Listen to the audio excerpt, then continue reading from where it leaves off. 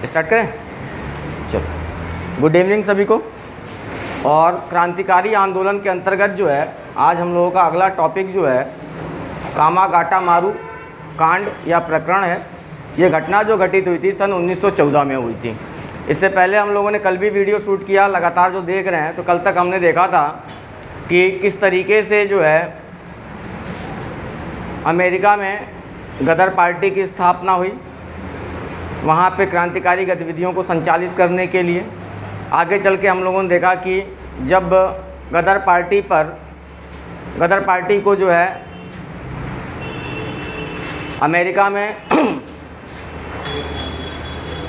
अवैधानिक संस्था घोषित कर दिया गया तो लाला हरदयाल, मैडम भीकाजी कामा इत्यादि जो है कहाँ चले आए पलायन करके? जर्मनी। और जर्मनी में वहाँ पर उन्होंने क्या किया? क्रांतिकारी संगठन की स्थापना की। आगे की जो घटना है वो है कामागाटा मारू प्रकरण। तो सबसे पहले तो यहाँ पे प्रश्न यही पूछ लेता है कि कामागाटा मारू है क्या। तो इसको बताने से पहले मैं आपको एक बात बता दूं कि स्पेशली इस घटना का संबंध जो है कनाडा से है। कहाँ से है? कनाडा से। स्पेशली हुआ क्या कि सन 1908 में कनाडा सरकार ने, कहाँ की सरकार ने? कनाडा सरकार ने ये प्रतिबंध लगा दिया कि भारत से जो सीधे कनाडा नहीं आ रहे हैं बल्कि अन्य देशों से होते हुए कनाडा पहुंच रहे हैं, उनको कनाडा में प्रवेश के लिए क्या कर दिया गया? प्रतिबंधित कर दिया गया। यानी कि कामागाटा मारू कांड जो है वो कनाडा में प्रवेश को लेकर विवाद से संबंधित है। 1908 में कनाडा की सरकार ने कहा कि भारत से जो सीधे आएगा उन्हीं भारतीयों को कनाडा में क्या दिया जाएगा? प्रवेश की अनुमति दी जाएगी। अन्य देशों से होते हुए यदि कोई भारतीय कनाडा में आता है तो उसे कनाडा में क्या है? प्रवेश नहीं दिया जाएगा। लेकिन होता क्या है कि नवंबर 1913 में कनाडा की सुप्रीम कोर्ट जो है, सर्वोच्च न्यायालय,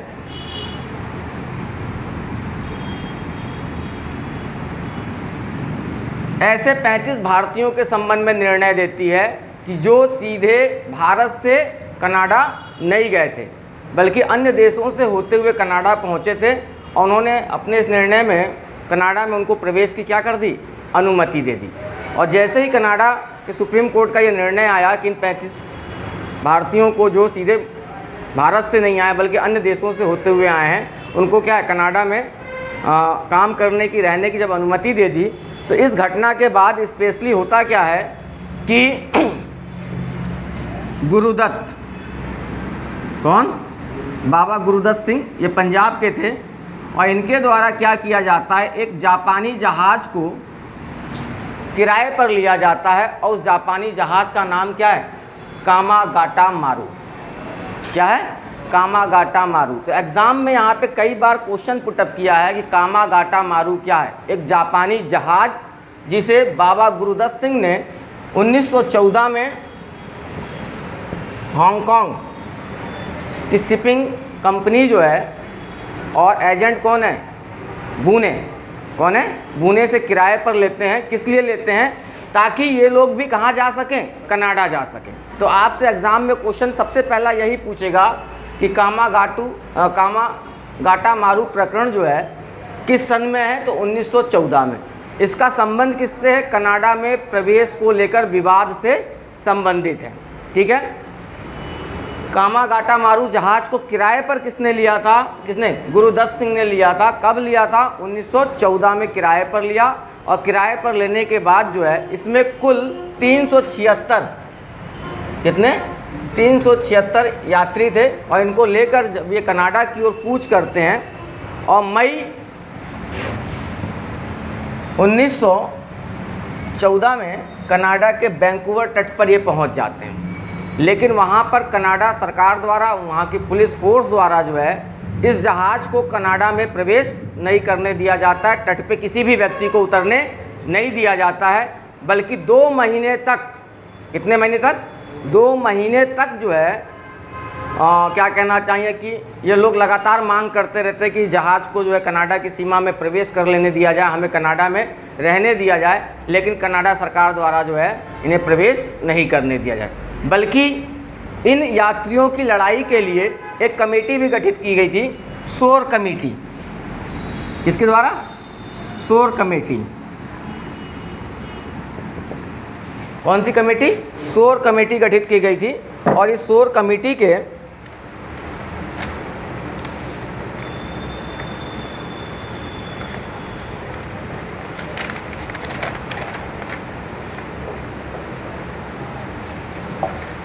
सोहनलाल पाठक, रहीम और कई लोग ऐसे थे जिनके नेतृत्व में शोर कमेटी गठित की गई, जिसका उद्देश्य ये था कि इन यात्रियों की हक की लड़ाई किसके साथ लड़ना? कनाडा के साथ लड़ना।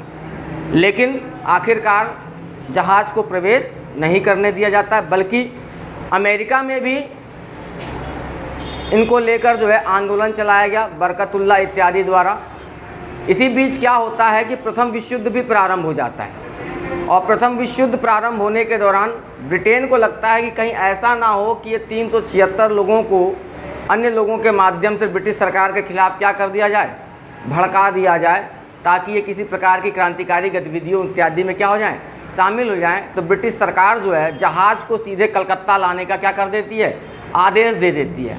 और जहाज़ को कहाँ लेकर आया जाता है?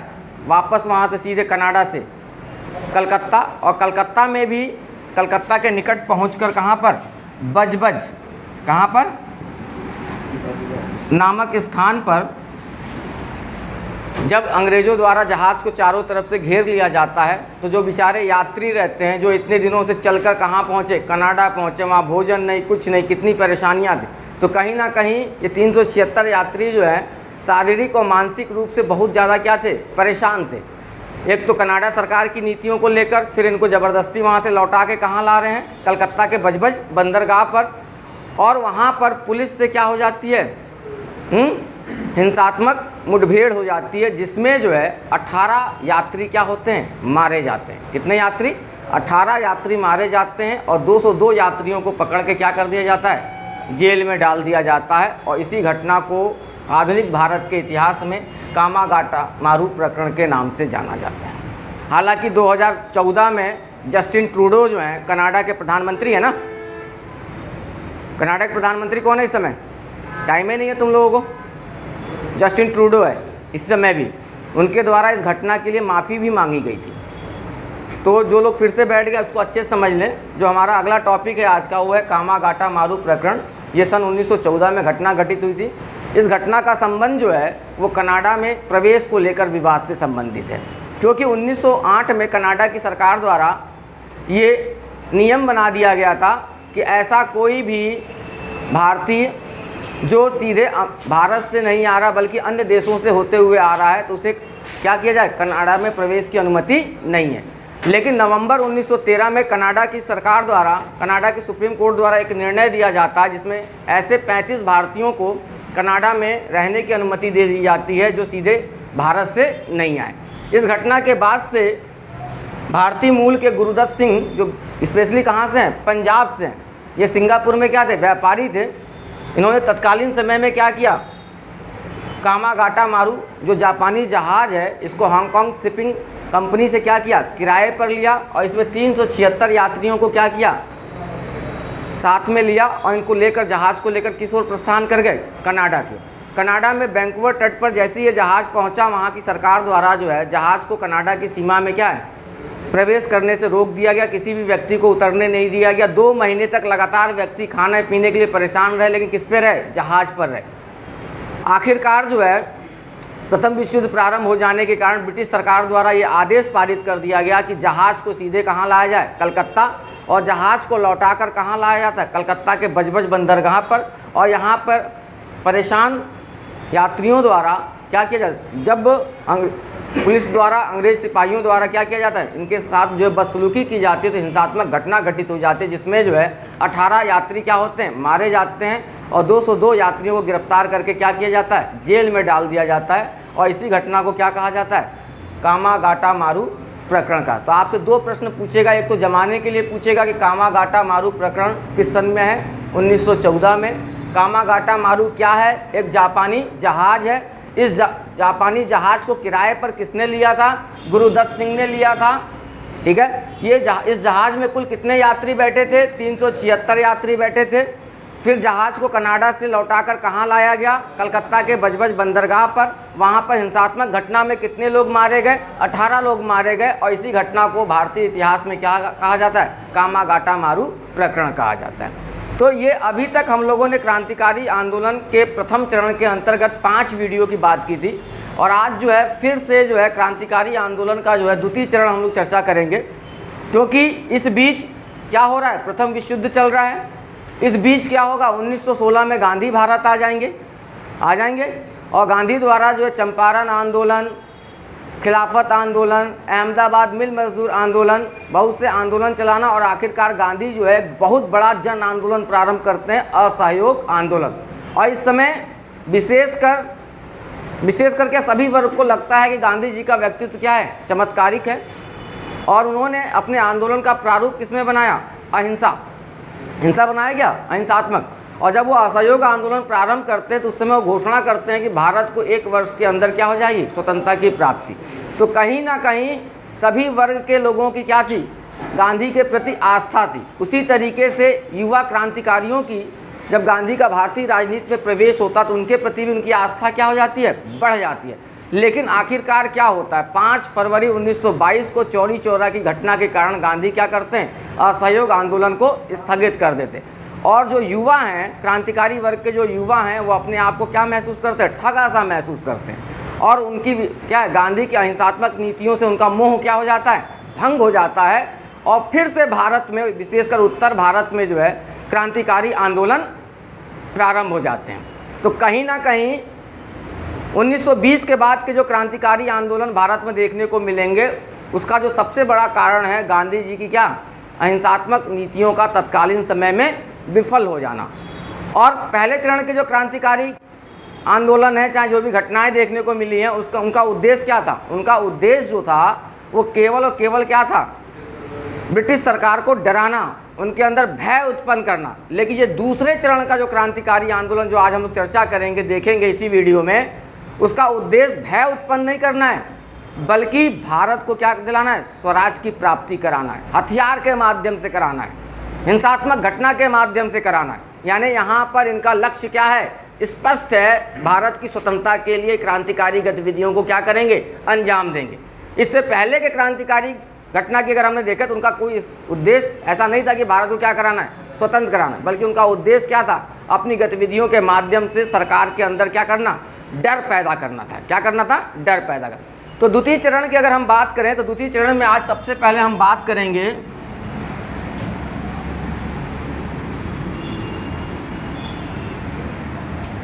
हिंदुस्तान,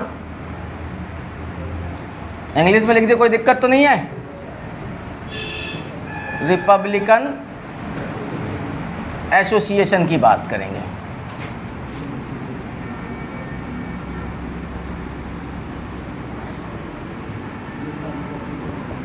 हिंदुस्तान रिपब्लिकन एसोसिएशन की बात करेंगे। इसको शॉर्टकट में कहते हैं HRA।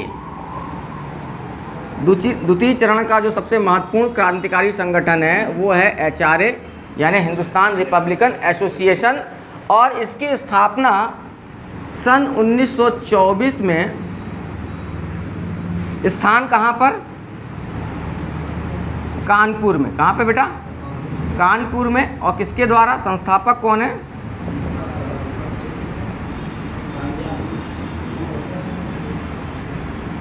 सचिंद्र नाथ सान्याल, योगेश चटर्जी,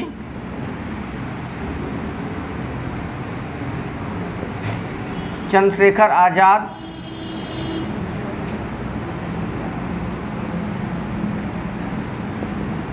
इत्यादि युवा क्रांतिकारियों द्वारा। तो क्रांतिकारी आंदोलन के द्वितीय चरण के अंतर्गत जो आज हम सबसे पहले संगठन की बात करेंगे वो है हिंदुस्तान रिपब्लिकन एसोसिएशन। और ये कहीं ना कहीं इन क्रांतिकारी गतिविधियों और संगठनों को जो हम देख रहे हैं, इनकी उत्पत्ति और इनके आक्रोश का जो सबसे बड़ा कारण है गांधी जी की अहिंसात्मक नीतियों का तत्कालीन समय में क्या हो जाना, विफल हो जाना, और सरकार द्वारा लगातार क्रूरतापूर्वक दमनात्मक कार्रवाइयों को संचालित करना। और युवा उत्तर भारत के विशेषकर युवाओं का जो है किससे, गांधी के प्रति मोह भंग हो गया, और सरकार की नीतियों के प्रति उनका आक्रोश और क्या हो गया, बढ़ गया। और इसके लिए उत्तर भारत के क्रांतिकारी युवाओं द्वारा विशेष करके सचिंद्र नाथ सान्याल, योगेश चंद्र चटर्जी, चंद्रशेखर आज़ाद, भगत सिंह भी इससे आगे चल के जुड़े आएंगे, उस पर हम लोग चर्चा करें। इनके द्वारा जो है कानपुर में उत्तर भारत के सभी क्रांतिकारियों को बुलाया गया, वहाँ एक सम्मेलन किया गया, और उस सम्मेलन के दौरान 1924 में जो क्रांतिकारी संगठन स्थापित किया गया उसी का नाम क्या है, हिंदुस्तान रिपब्लिकन एसोसिएशन। तो पूछ लेगा हिंदुस्तान रिपब्लिकन एसोसिएशन की स्थापना कब हुई, तो 1924 में हुई। कहाँ पे हुई, कानपुर में हुई। किसके द्वारा किया गया, सचिंद्रनाथ सान्याल के द्वारा किया गया। सचिंद्रनाथ सान्याल ने एक किताब भी लिखी थी, बंदी जीवन। मैंने इससे पहले भवानी मंदिर, बहुत सी किताबों की बात कर दी, पत्रिकाओं की बात कर दी। एक और किताब का नाम आप ध्यान में रखेंगे, क्रांतिकारी किताब, जिसका नाम क्या है, बंदी जीवन। बंदी जीवन को सचिंद्रनाथ सान्याल ने लिखा था। उसमें उन्होंने बताया था कि जो भी व्यक्ति गुलाम है उसका शरीर जो है उसके शरीर क्या है, मरे हुए शरीर के समान है। यानी एक बंदी व्यक्ति के जीवन का कोई उद्देश्य नहीं है, और व्यक्ति को अपनी मुक्ति के लिए हर प्रकार के साधन को अपनाना चाहिए, चाहे वो हिंसात्मक साधन हो चाहे वो अहिंसात्मक साधन हो, क्योंकि हर व्यक्ति को स्वतंत्र होने का क्या अधिकार। तो कहीं ना कहीं सचिंद्रनाथ सान्याल द्वारा जो किताब लिखी गई थी बंदी जीवन, वो तत्कालीन समय में उत्तर भारत के क्रांतिकारियों के लिए क्या थी, एक प्रेरणा स्रोत थी। क्या थी, प्रेरणा स्रोत। और इनकी किताबों को जिन युवाओं ने पढ़ा, बहुत से युवाओं ने इनकी किताबों को पढ़ के इनके संगठन के साथ क्या होते चले गए, जुड़ते चले गए। तो यहाँ पर सबसे पहले 3 चीज़ स्पष्ट कर देना चाहूँगा। द्वितीय चरण के जो क्रांतिकारी आंदोलन की हम बात कर रहे हैं, एचआरए का 3 उद्देश्य था। एक तो पहला उद्देश्य इसका ये था कि गांधी की अहिंसात्मक जो नीति है उसकी विफलता को लेकर युवाओं को क्या करना, जागरूक करना कि भैया गांधी के अहिंसा के माध्यम से, सत्याग्रह के माध्यम से भारत को कोई आज़ादी नहीं मिलने वाली। आपको हर हाल में क्या उठाना पड़ेगा, शस्त्र उठाना पड़ेगा। क्या उठाना पड़ेगा, शस्त्र उठाना पड़ेगा। पहला उद्देश्य तो इसका ये था कि गांधी की अहिंसात्मक नीति का क्या करना, विरोध करना, और युवाओं को क्या करना, क्रांतिकारी आंदोलन के लिए तैयार करना। दूसरा इनका उद्देश्य स्पष्ट था कि हथियार के माध्यम से साम्राज्यवाद को समाप्त कर, साम्राज्यवाद का मतलब ब्रिटिश सरकार को यहाँ से भगाकर भारत को क्या किया जाए, स्वतंत्र कराया जाए। यानी भारत में समाजवाद की स्थापना की। किसकी स्थापना की जाए, समाज, जिसमें भारत में सभी वर्ग के लोग क्या हो, एक समान हो। यहाँ इनका उद्देश्य स्पष्ट है कि भारत को क्या कराना है, स्वतंत्र कराना। और तीसरी जो है इनका स्पष्ट उद्देश्य ये था, तीसरा, कि अब हिंसात्मक साधन अपनाने हैं, उसके लिए बंदूक चाहिए, बम चाहिए, गोला चाहिए, और भी बहुत सी चीज़ें चाहिए संसाधन के रूप में। अब वो आएगा कहाँ से, जो कि सभी संसाधनों पे किसका नियंत्रण, ब्रिटिश सरकार। कहीं अगर बाहर से खरीदेंगे भी तो उसके लिए क्या चाहिए, धनबल चाहिए कि नहीं। तो इन्होंने अपने उद्देश्यों की पूर्ति के लिए राजनीतिक डकैतियों को क्या बनाया, अपना हथियार बनाया। इन्होंने कहा कि भैया इसका सबसे अच्छा तरीका ये है कि सरकारी खजाने को क्या किया जाए, लूटा जाए। और इसी क्रम में हम आगे बढ़ेंगे, और एचआरए द्वारा जो सबसे पहला काम किया गया, जो सबसे पहले घटना को अंजाम दिया गया, वो था लखनऊ से सहारनपुर अप डाउन मालगाड़ी जाने वाली को काकोरी नामक स्थान पर क्या करना, लूटना, क्योंकि उसमें क्या जा रहा था, सरकारी खजाना। तो एचआरए द्वारा जो सबसे पहली घटना को अंजाम दिया वो था बेटा काकोरी कांड। कौन था, इसको मिटा दें।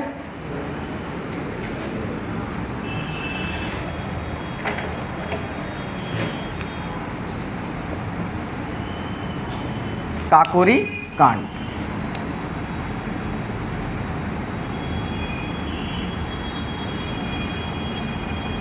कौन सी घटना थी बेटा, काकोरी कांड। और काकोरी कांड की घटना जो है 9 अगस्त 1925 को।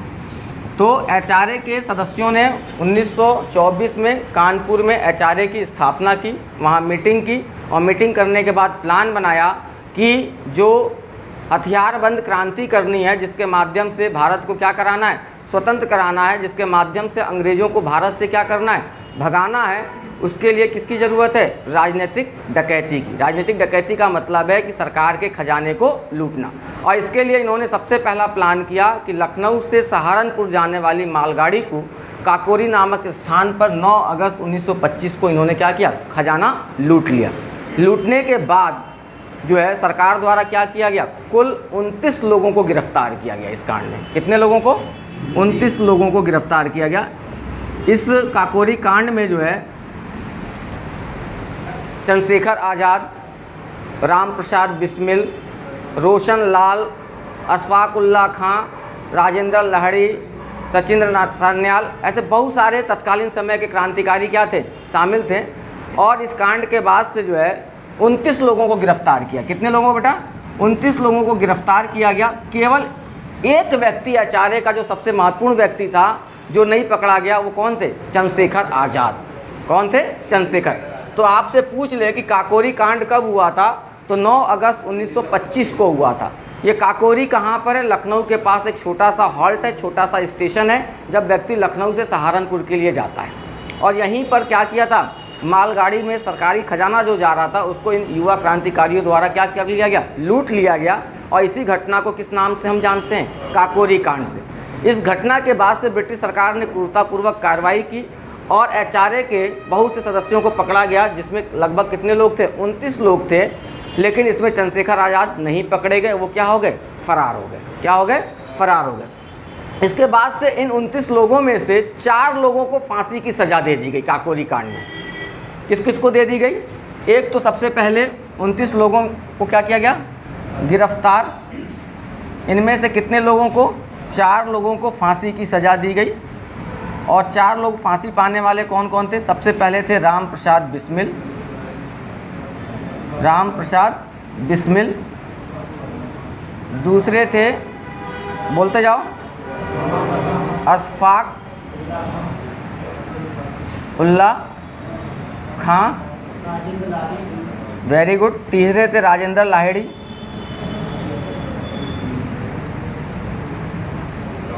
और चौथे थे रोशन लाल।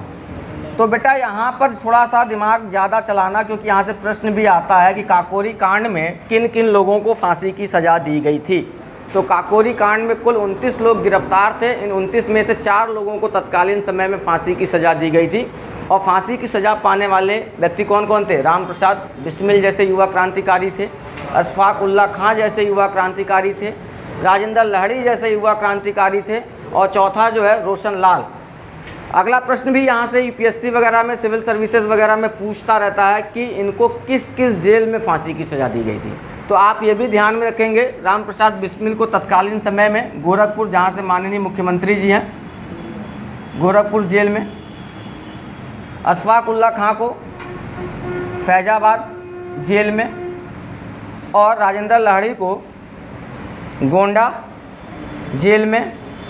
और रोशन लाल को इलाहाबाद सेंट्रल जेल में फांसी की सज़ा दी गई थी। तो आपको यहाँ पे ध्यान में रखना है, एचआरए द्वारा जो सबसे पहली क्रांतिकारी घटना को अंजाम दिया गया वो क्या था, सरकारी खजाने को कहाँ पर लूटना, काकोरी में लूटना, 9 अगस्त 1925। इस घटना के बाद कुल 29 क्रांतिकारियों को गिरफ्तार किया गया, जिनमें से 4 क्रांतिकारियों को फांसी की सज़ा दी गई। फांसी पाने वाले 4 क्रांतिकारी जो थे, राम प्रसाद बिस्मिल, इनको तत्कालीन समय में गोरखपुर जेल में फांसी की सज़ा दी गई। अशफाक उल्ला खां को तत्कालीन समय में फैजाबाद जेल में फांसी की सज़ा दी गई। राजेंद्र लाहिड़ी को तत्कालीन समय में गोंडा जेल में फांसी की सज़ा दी गई। और रोशन लाल को तत्कालीन समय में इलाहाबाद जेल में फांसी की सज़ा दी गई। तो यहाँ पे आपसे एक प्रश्न और पूछेगा, मैंने बहुत से लोगों का नाम नहीं लिखा 29 लोग, लेकिन यहाँ से एक प्रश्न ये बना सकता है कि काकोरी कांड में शामिल कौन एक व्यक्ति गिरफ्तार नहीं हुआ था। तो आप ध्यान में रखेंगे, चंद्रशेखर आज़ाद गिरफ्तार नहीं हुए, वो किसी भी कांड में गिरफ्तार नहीं होंगे बेचारे। अभी हम लोग चलेंगे देखेंगे 27 फरवरी 1931 को इलाहाबाद में पुलिस मुठभेड़ में अल्फ्रेड पार्क में क्या होगा, मारे जाएंगे। उसमें भी मैं चर्चा करूँगा। इस घटना के बाद क्या होता है, क्योंकि लगभग सभी एचआरए के क्रांतिकारी क्या हैं, पकड़े गए थे। और इनमें से 4 लोग को फांसी की सज़ा भी हो गई है, ठीक है ना। बच्चे कौन है, एकमात्र चंद्रशेखर आज़ाद। तो कुछ समय के लिए क्रांतिकारी गतिविधियों पर फिर क्या लग गया, लगाम लग गया। और इस बीच चंद्रशेखर आज़ाद लगातार प्रयास कर रहे थे कि फिर से किसी न किसी तरीके से क्रांतिकारी संगठन को क्या किया जाए, संगठित किया जाए। क्रांतिकारियों को क्या किया जाए, संगठित किया गया। और आगे चल के फिर जो है चंद्रशेखर आज़ाद, भगत सिंह, सुखदेव, भगवती चरण बोहरा इत्यादि युवाओं के माध्यम से चंद्रशेखर आज़ाद जो है उत्तर भारत के क्रांतिकारियों का एक सम्मेलन बुलाते हैं दिल्ली के फिरोज शाह कोटला मैदान में। कहाँ बुलाते हैं? दिल्ली के फिरोज शाह कोटला मैदान में। यहाँ अगर किसी को स्क्रीनशॉट लेना है तो ले ले, नहीं तो इसको मैं मिटाऊँ, नहीं लेना है, चलो।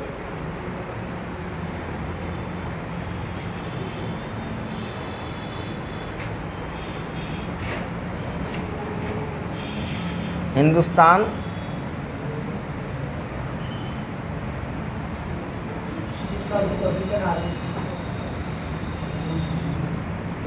सोशलिस्ट रिपब्लिकन एसोसिएशन है बेटा, कोई बात नहीं, हिंदुस्तान सोशलिस्ट रिपब्लिकन एसोसिएशन।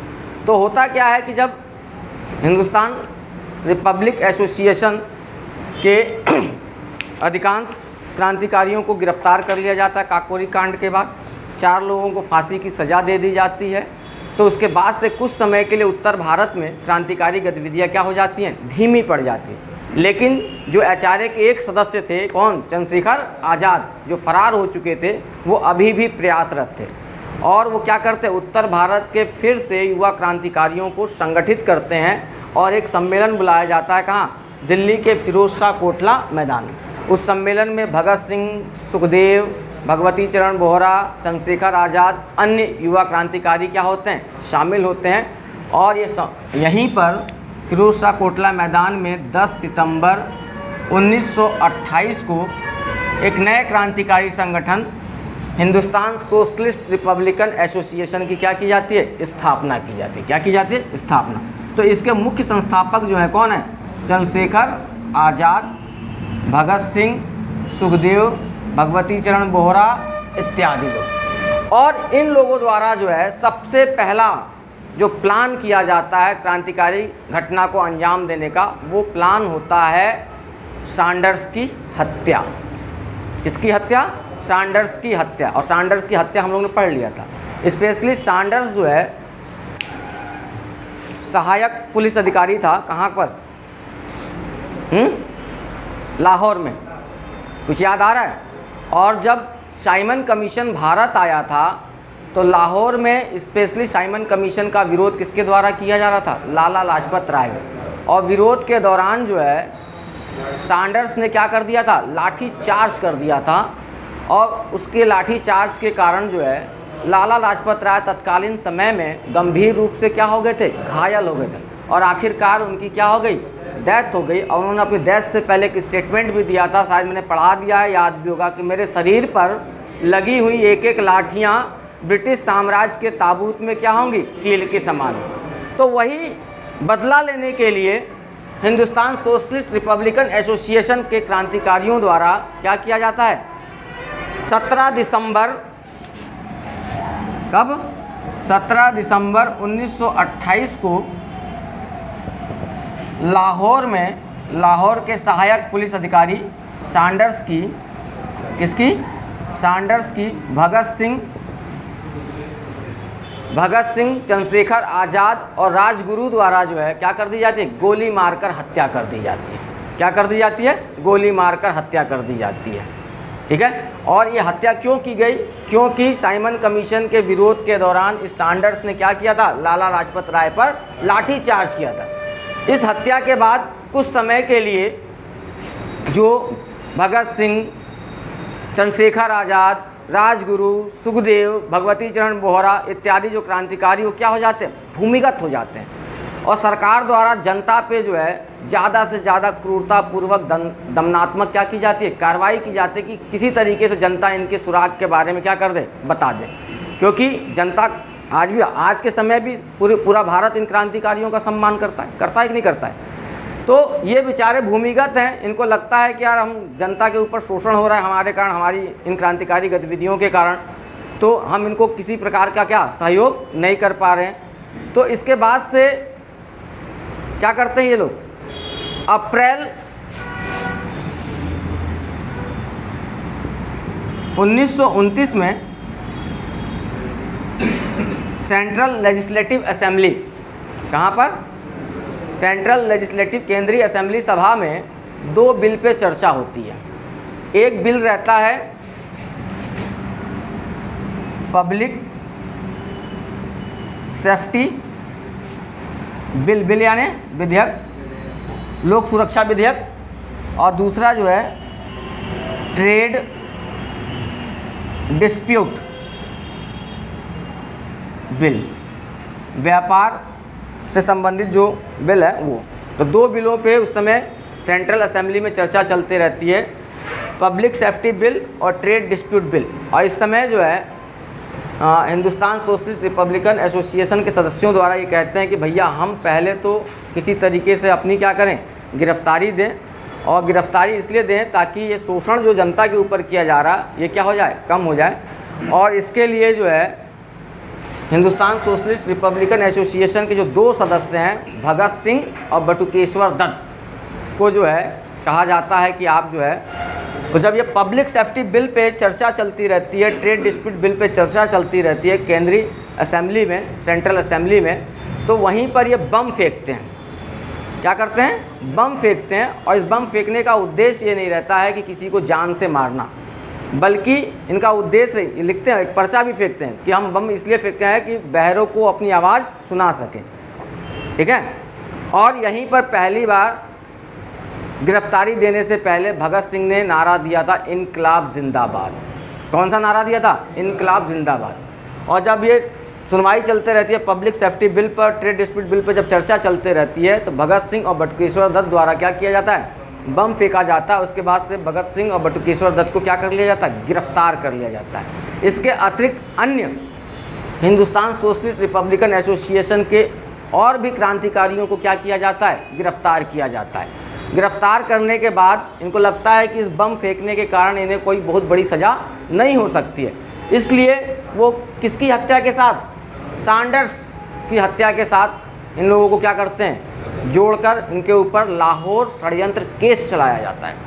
क्या चलाया जाता है, लाहौर षड्यंत्र, क्योंकि हत्या के मुकदमे में इन लोगों को क्या हो सकती थी, फांसी की सज़ा हो सकती थी। लेकिन जो बम फेंका था, चर्चा चल रही थी, उसके कारण इनको कुछ साल की सज़ा हो सकती थी, बल्कि बम क्या है, फांसी की सज़ा नहीं हो सकती थी। इसलिए अंग्रेज़ों ने ये आरोप लगाया, और ये बात सही भी थी, कि भगत सिंह, राजगुरु, चंद्रशेखर आज़ाद इत्यादि ने लाहौर में जो है सैंडर्स की क्या की थी, मिलकर हत्या की थी। इसलिए जो है सरकार जो है इनके ऊपर आरोप लगाती है कि तुम लोगों ने यहाँ बम तो फेंका ही फेंका, तुमने हमारे पुलिस अधिकारी सैंडर्स को भी गोली से मारा है लाहौर में, इसलिए आप लोगों के ऊपर जो है सैंडर्स की हत्या का क्या चलाया जाएगा, मुकदमा चलाया जाएगा। और ये मुकदमा कहाँ चलाया गया, लाहौर में चलाया गया। कहाँ चलाया गया, लाहौर में चलाया गया। इसलिए इसे क्या कहते हैं, लाहौर षड्यंत्र केस। क्या कहते हैं, लाहौर। इसमें भगत सिंह, ठीक है, माफ़ी चाहूँगा, थोड़ी देर के लिए लाइट कट गई थी, इसलिए जो है वीडियो में थोड़ी सी बाधा आ गई। और इसी टॉपिक पे हम लोग आगे बढ़ेंगे। तो हम लोगों ने देखा था कि हिंदुस्तान रिपब्लिकन एसोसिएशन के पतन के पश्चात जो है फिरोज़ शाह कोटला मैदान में, दिल्ली के फिरोज़ शाह कोटला मैदान में चंद्रशेखर आज़ाद जो है फिर से उत्तर भारत के युवा क्रांतिकारियों जैसे भगत सिंह, सुखदेव, राजगुरु, भगवती चरण बोहरा इत्यादि को संगठित कर 10 सितंबर 1928 को इनके द्वारा एक नए क्रांतिकारी संगठन हिंदुस्तान सोशलिस्ट रिपब्लिकन एसोसिएशन की स्थापना की गई। और इन्होंने इस संगठन के माध्यम से जो पहली क्रांतिकारी गतिविधि को अंजाम दिया वो था 17 दिसंबर 1928 को सैंडर्स की हत्या। ये वही सैंडर्स था जिसने साइमन कमीशन के विरोध के दौरान लाला लाजपत राय पर लाठी चार्ज की थी, जिसके कारण लाला लाजपत राय की क्या हो गई थी, मृत्यु हो गई थी। और भगत सिंह, चंद्रशेखर आज़ाद, राजगुरु द्वारा जो है लाहौर में लाहौर के सहायक पुलिस अधिकारी सैंडर्स की जो है 17 दिसंबर 1928 को गोली मारकर हत्या कर दी गई। इस घटना के बाद हिंदुस्तान सोशलिस्ट रिपब्लिकन एसोसिएशन के जितने भी क्रांतिकारी हैं, भगत सिंह, चंद्रशेखर आज़ाद, राजगुरु, ये सब क्या हो गए, भूमिगत हो गए। लेकिन ब्रिटिश सरकार द्वारा जनता पे ज़्यादा से ज़्यादा जुल्म किया जा रहा था, किसी तरीके से इन क्रांतिकारियों के बारे में किसी प्रकार का सुराग मिले। और भूमिगत होकर क्रांतिकारियों को लगा कि नहीं, इस तरीके से हम जनता को सहयोग नहीं कर पाएंगे, तो उन्होंने अपनी गिरफ्तारी देने का निर्णय लिया और हिंदुस्तान सोशलिस्ट रिपब्लिकन एसोसिएशन के जो 2 क्रांतिकारी हैं, भगत सिंह और बटुकेश्वर दत्त को जो है इसके लिए तैयार किया गया। और जब अप्रैल 1929 में सेंट्रल लेजिस्लेटिव असेंबली में पब्लिक सेफ्टी बिल और ट्रेड डिस्प्यूट बिल पे बहस चल रही थी, उस समय भगत सिंह और बटुकेश्वर दत्त ने बम फेंका। उस बम फेंकने का उद्देश्य ये नहीं था कि किसी को मारना है, बल्कि उस बम फेंकने का उद्देश्य ये था कि अपनी बात सरकार तक पहुंचाना है। और बम फेंकने के बाद गिरफ्तारी से पहले भगत सिंह ने यहीं पर इनकलाब जिंदाबाद का नारा दिया था। इस घटना के बाद भगत सिंह, बटुकेश्वर दत्त को गिरफ्तार कर लिया जाता है।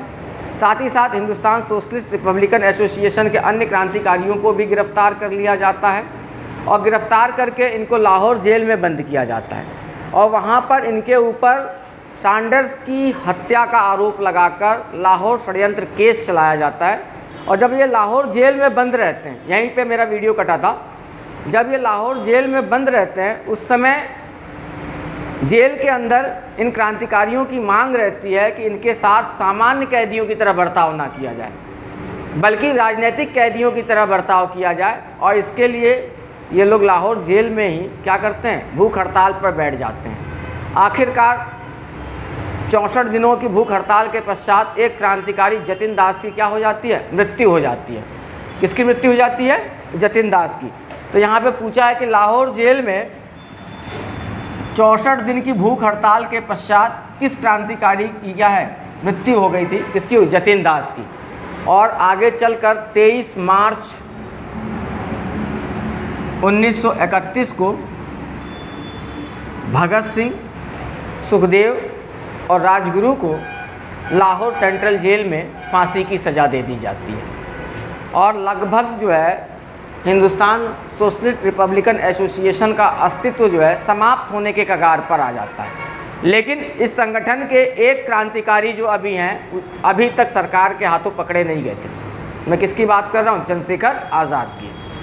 चंद्रशेखर आज़ाद जब भगत सिंह इत्यादि को पकड़कर लाहौर जेल में बंद कर दिया जाता है तो वो इलाहाबाद चले आते हैं। इलाहाबाद आने का इनका जो उद्देश्य रहता है वो ये रहता है कि यशपाल जो इनके सहयोगी हैं उनको किसी तरीके से रूस भेजना, ताकि वहाँ क्रांतिकारियों के संपर्क में आके किसी बड़ी क्रांतिकारी गतिविधि को क्या कर सके, अंजाम दे सके। लेकिन दुर्भाग्य से जब वो इलाहाबाद के अल्फ्रेड पार्क में बैठकर मंथन करते रहते हैं, उसी दौरान जो है ब्रिटिश पुलिस अधिकारियों द्वारा इन्हें घेर लिया जाता है, जिसमें लंबी मुठभेड़ होती है।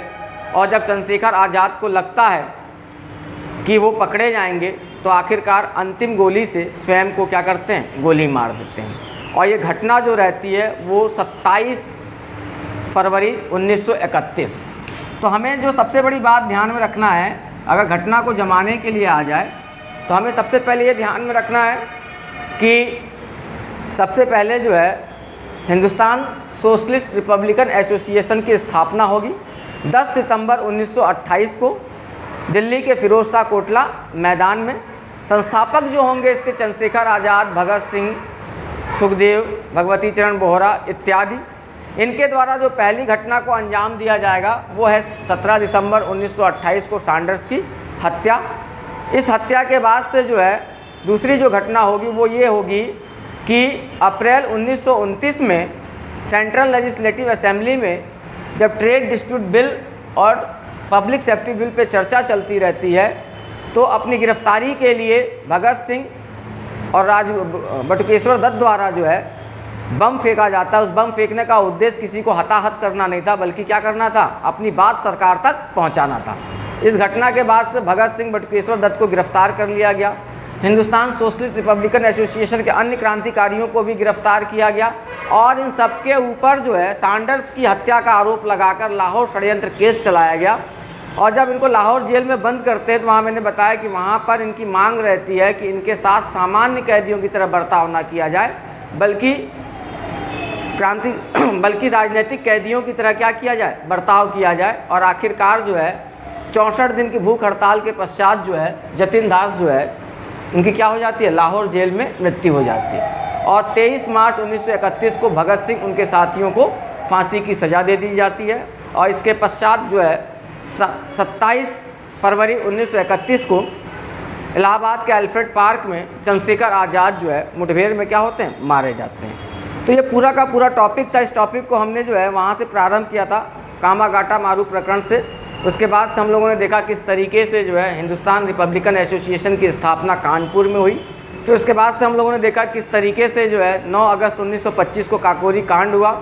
उसके बाद से फिर हमने देखा किस तरीके से 1928 में हिंदुस्तान सोशलिस्ट रिपब्लिकन एसोसिएशन की स्थापना हुई। और आखिरकार किस तरीके से भगत सिंह, सुखदेव, भगत सिंह, राजगुरु, चंद्रशेखर आज़ाद द्वारा जो है सैंडर्स की हत्या की गई। इस हत्या के बाद किस तरीके से क्रांतिकारियों को गिरफ्तार किया गया। तो ये पूरा का पूरा टॉपिक इस तरीके से था। और इसी के साथ जो है इस वीडियो को हम लोग समाप्त करेंगे। नेक्स्ट वीडियो पे फिर हम लोग कल मिलेंगे। और मैं आप लोगों से चाहूँगा कि मेरे वीडियो को ज़्यादा से ज़्यादा आप लोग लाइक करें, शेयर करें, कमेंट करें। साथ ही साथ मैं एक बात और कहना चाहूँगा, जो भी मेरे मित्र, भाई, बंधु, मेरे स्टूडेंट मेरे साथ जुड़े हुए हैं इस प्लेटफॉर्म पर, कि घर में उगते हुए सूर्य की फ़ोटो लगाने से और दौड़ते हुए घोड़ों की फ़ोटो लगाने से सफलता नहीं मिलेगी। केवल फ़ोटो लगा लेने से सफलता नहीं मिलेगी मेरे भाई। कहीं ना कहीं सूर्य के उगने से पहले आपको उठना होगा। कहीं ना कहीं घोड़े की तेज़ रफ्तार से आपको अपने दिन भर भावी कैरियर में क्या होना होगा, दौड़ना होगा। तब जाके आप जो है सफलता की बुलंदियों पे पहुंचेंगे। इसी के साथ सबको नमस्कार। नेक्स्ट वीडियो पे फिर मिलते हैं हम लोग कल। बोल दिया बेटा, बोला है।